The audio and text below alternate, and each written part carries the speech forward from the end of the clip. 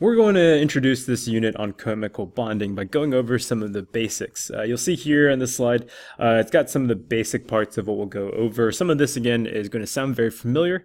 We're going to talk about how bonding forms, why it forms, so on and so forth, but also we'll introduce some new things like polarity and Lewis structures, and so on and so forth.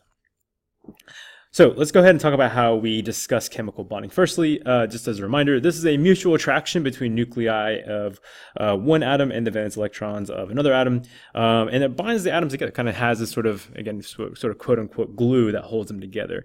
Now, the use of the word glue is actually misleading because you might hear it from time to time, but it suggests as if there's some other external sort of matter that holds things together. No, it's absolutely not. It's definitely this sort of positive-negative traction that has a system that allows it to be bonded together.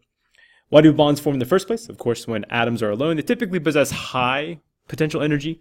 And again, that's when they're alone, right? Not already bonded to something else. So usually, when you do bond, it actually stabilizes it because the overall potential energy is in fact minimized. So that allows for it to be more stable. And in general, nature does favor lower potential energy. So very few atoms exist as free, very few elements anyway exist as free atoms in nature. And more often than not, you're going to find atoms always being bonded to another one, never alone. Types of chemical bonding, these three should look fairly familiar, so I'll give you a chance to look over these and remind yourselves of the definitions, and you'll see again that these three are, for the most part, things we've discussed at great length. Metallic bonding is one that we'll discuss later, but again, ionic covalent, definitely familiar. A visual comparison of these, you'll have the ionic bonding where you have lots of different atoms of A, lots of different atoms of B, and together there's going to be an overall transfer of electrons from one atom to another atom. In this case, it happens to be from A to B. And as a result, it forms anions and cations, and then it forms this network of ions that forms the compound. Whereas covalent bonding, right, in this case, we're not talking about transferring electrons, but we're again sharing the electrons between C and D, these new atoms C and D. And again, notice how it's very specific, just those two, and that forms a bond between them. And of course, if you have multiple atoms, right, those specific grouping of atoms will again share the electrons overall, and then you form individual groupings of them to form a molecule like this. So you can see that there again is a difference between how many atoms are involved and what is formed. This is a network. This is a very discrete particle. How we can determine the bond actually is something that we have two methods of doing. In the past, we would take a look at the atom's identity. So we would say, hey, atom 1 is this kind of an element, like a nonmetal. Atom 2 is this kind of element, like another nonmetal. And we can decide on the type of bonding that forms. But it turns out there's actually another method, which is probably a little bit more, consistent, a little more accurate based on some of its physical properties. So if you look at this right here, you kind of notice that how we determine the type of bonding isn't really just by looking at the types of elements, but in fact is more importantly looking at the difference in electronegativity. Now, if you remember, electronegativity is this sort of concept where an atom can be measured, how much a nucleus is attracted to shared electrons. And from that, we can look at the difference in electronegativity between the involved elements and then determine what kind of bond there is. So you have three main types. You have the nonpolar covalent bonding, where the electrons are shared fairly equally, so nonpolar. You have polar covalent bonding, where again it's still shared, but except one is going to have a greater attraction to those shared electrons than the other, right? That's going to be polar covalent. And then you have ionic bonding over here, where the sharing is actually so uneven that in fact it pulls one electron away from the other entirely, hence forming the ions, and then the ionic bond. And as you can see right here, going from left to right, it's increasing ionic character. So down here we have very little ionic character. Over here we have very high ionic character. And again, this is somewhere where any type of bond can fall somewhere in between. A couple things of note. Notice that you have some numbers here, 0.4 and 1.7. These are kind of ballpark numbers that show us that if the difference falls within a certain range, right, that's going to be that type of bond. So if anything has a difference in electronegativity from 0 up to 0.4, that'll be a nonpolar covalent bond. Whereas over here, right, if you have anything from 0.4 to 1.7, you'll have a polar covalent bond, and then anything higher than 1.7 is going to be an ionic bond. So in the visual here, this kind of gives you an idea of what's up, of nonpolar versus polar. When atoms share an electron pair equally, we call that nonpolar, meaning there's a low difference in electronegativity. So let's go and take a look at this first example where you have a hydrogen molecule, where you have one atom of hydrogen here on the left, one atom of hydrogen here on the right, and these two again are sharing a pair of electrons that are right here. Now you don't really see them, right? In this case, to kind of just show general clouds. It's kind of this area where the two overlap, the atoms two overlap, and those electrons are located right here, right? Normally they'd be zipping around by themselves, but because they're in a bond, they're actually going to be focused right here and centered around this this middle part. And as a result, right, this is going to be a non-polar covalent bond, where again it's covalent because they're shared, and it's non-polar because the electronegativity of hydrogen of either one is actually the same, right? So they both have an equal pull on these shared electrons, so that's going to be considered non-polar. Whereas on the right side you see here, when atoms share an electron pair unequally, you have a polar covalent molecule. So if you see right here, hydrogen nucleus, there's a nucleus right there, chlorine nucleus, again the nucleus shown right there, and you have a pair of electrons that are shared between them. Again, there are other electrons that are involved, like chlorine has a lot more electrons kind of zipping around here, but those are not involved in the bond. Only this one is, or only these are. And so these shared electrons are not being shared equally. Turns out chlorine has a much stronger pull on these electrons than hydrogen does. And as a result, you kind of see these little symbols right here on either side. These are actually the Greek letter delta, and they represent kind of the partial negative or partial positive charge that's associated with each atom. Notice how we're not saying full on positive, full on negative, because it's not like a +1, a -1, as if it was an ion. It's kind of like just a little bit negative.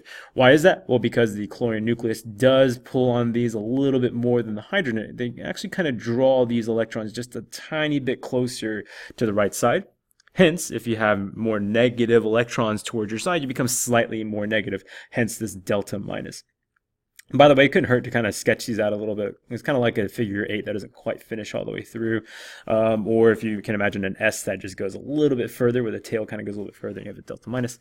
And then over here, you would associate that with delta plus, or at least the hydrogen with the delta plus, because it, again, does not have as strong of a pull on these electrons. Since the electrons, again, kind of move a little bit further away, right? That means it loses the negative areas, which makes this overall just a little bit more positive. Now, a second way that you can denote this, so having this delta minus delta plus business, is one way of doing it. Another way that we can denote this is by using something called a crossed arrow, right? You represent it like this. That kind of goes along the length of the bond, right? I kind of did it underneath it, but sometimes you might see it drawn actually like on top of the actual atoms that are bonded there along the length of the bond, which would be somewhere around here. And again, it's a crossed arrow that shows, that points in the direction of the more electronegative atom. So in this case, right, chlorine is the more electronegative atom because it pulls on these electrons just a little bit more. And so as a result, right, you draw a little crossed arrow. One way you can also think of it too is that since this cross kind of looks like a plus sign, right, this kind of looks like a plus sign, that's closer towards, or that's going to be laid on top of the more or the lesser electronegative element, the one that doesn't pull as much on those shared electrons. Here's a chart of the electronegativity values, and you notice that it actually doesn't have every single element on here, but it has most of them. It's definitely missing the F block down here, as well as missing the noble gases, which are normally located right there. But again, for the most part, you'll generally just be using these elements, and in fact, you'll mostly only be using these P block elements over here and the S block elements over here in your work. But we'll use this a lot, and you can just know that you'll be given this anytime you're working with assessments or if you're doing practice. So definitely want to have this chart around and available just to make sure that you can reference it easily and that you will know how to apply them. So to wrap it up, let's go ahead and take a look at how we can identify types of bonding. But instead of just looking at it in one way, we can actually have multiple ways of determining whether something is going to be a covalent or a polar or a ionic bond. For example, you have a couple of things here. You have hydrogen and chlorine, right? I'm going to try to bond these two together. And what needs to happen here is that we need to compare what the difference in electronegativities are for these two values, or for these two elements anyway. And then also, by using the element identification, we need to see what kind of bond forms. So let's go and start off by doing the good old element identification, like looking at if it's a metal or a non-metal. Well, hydrogen, chlorine, both of these are considered to be nonmetals. So based on that information alone, we know this is going to be a covalent bond. Well, what about differences in electronegativity? Well, if you look for them on the previous slide here, so I'll give you a chance to look at them. So look for hydrogen and chlorine. We'll scooch back up here. Hydrogen's at 2.20, chlorine's at 3.16. So let's go ahead and jot those in real quick. 2.20, 3.16. And let's go ahead and find the difference in electronegativity. Do a little bit of math here, and you'll find that the difference is 0.96. That's fairly large, right?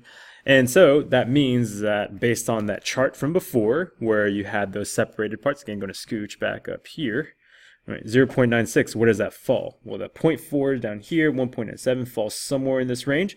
And so that actually acts as a polar covalent bond. All right, so let's go and jot that in.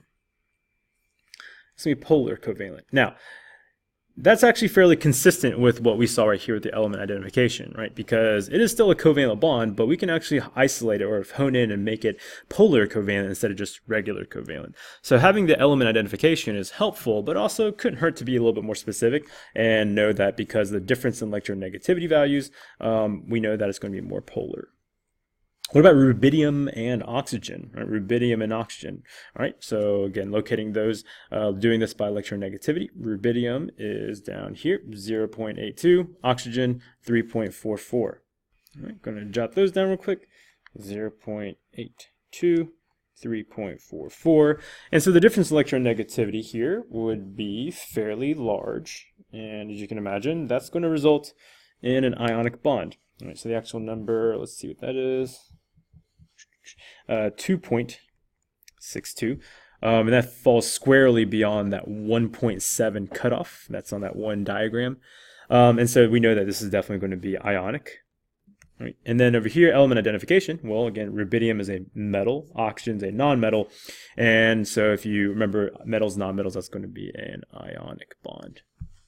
Okay, go and try the last two, chlorine and iodine, and then sulfur and vanadium, and go and see where you find, again, some potential differences. And then that pretty much wraps it up. All right, that'll do it.